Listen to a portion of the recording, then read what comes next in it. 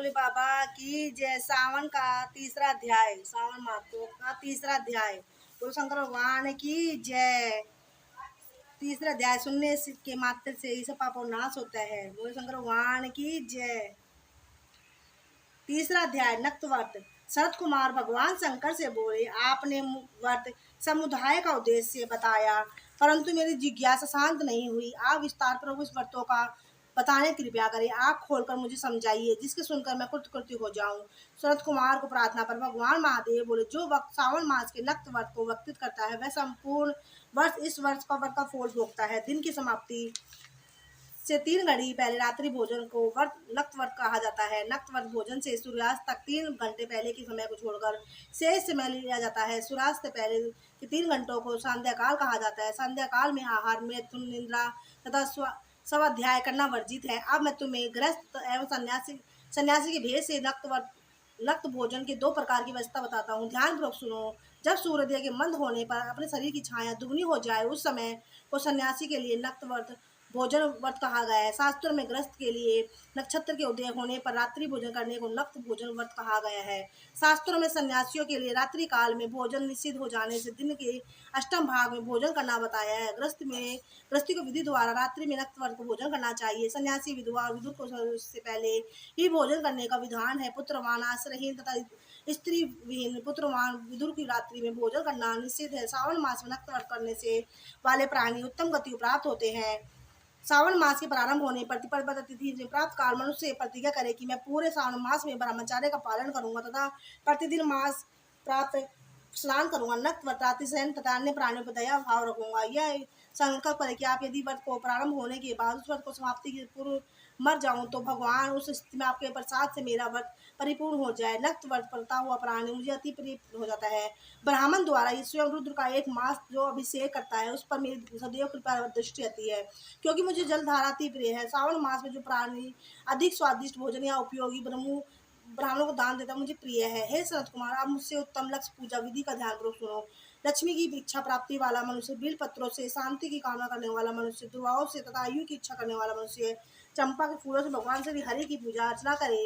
विद्या की इच्छा रखने वाला व्यक्ति मल्लिका तथा चमेली की पूजा से पूजा अर्चना करे। तुलसी दल से भगवान श्री हरि और स्वयं प्रसन्न होने से हैं। पुत्र की कामना रखने वाला व्यक्ति कैटेरी के फूलों से पूजा अर्चना करे।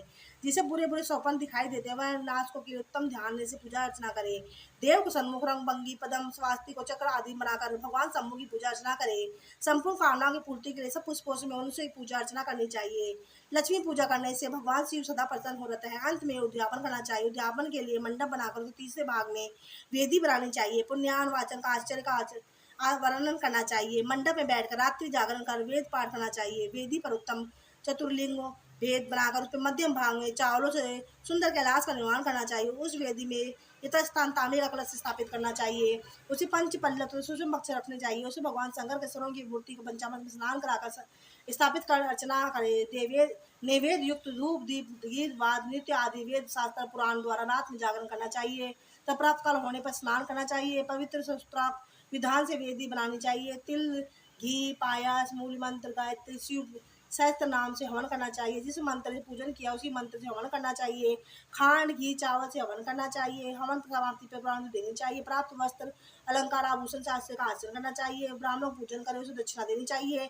जिन मंत्रों से भगवान शिव की लक्ष्मी पूजा की जाती है, उन चीजों को दान करना चाहिए। सर्व निर्मित भगवान शंकर की मूर्ति का अर्चन करे। यदि 1 महीने में दीप जलाया हो तो उसको दान में देना चाहिए। संपूर्ण इच्छाओं की सिद्धि हेतु सोन की बत्ती, चांदी की निर्मित दीप बनाकर उसमें गो का घी भरकर दान देना चाहिए। ब्राह्मणों को भोजन कराकर दक्षिणा दे। इस प्रकार जो मेरी रचना करता है उससे उस पर सदैव प्रसन्न रहता हूँ। जो मनुष्य सावन मास में अपनी प्यारी वस्तु का त्याग करता है उसे मुझे अर्पण कर की जाती है।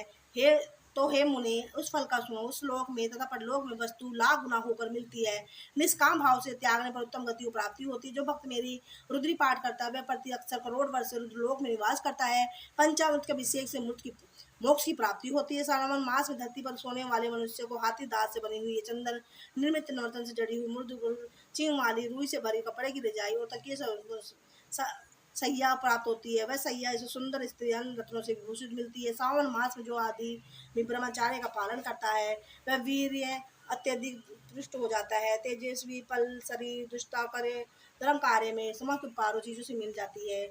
जो आदमी समाज में 3 मौन धारण करता है वह श्रेष्ठ व्रता हो जाता है। मौन व्रत दिन रात या भोजन के समय रखा जाता है। मौन व्रत में यदि मनुष्य घंटा तक कुछ दान करता है तो उसको शास्त्रों का जानकारी प्राप्त होती है। जो वह मौन व्रत के प्रभाव से बृहस्पति के समान बुद्धि वाला बन जाता है। मौन व्रत करने वाला मनुष्य किसी का कलेश नहीं होती। वो शंकर भगवान की जय।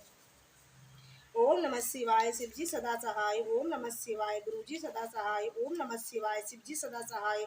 ओम नमः शिवाय गुरुजी सदा सहाय। ओम नमः शिवाय शिवजी सदा सहाय। ओम नमः शिवाय गुरुजी सदा सहाय। ओम नमः शिवाय शिवजी सदा सहाय।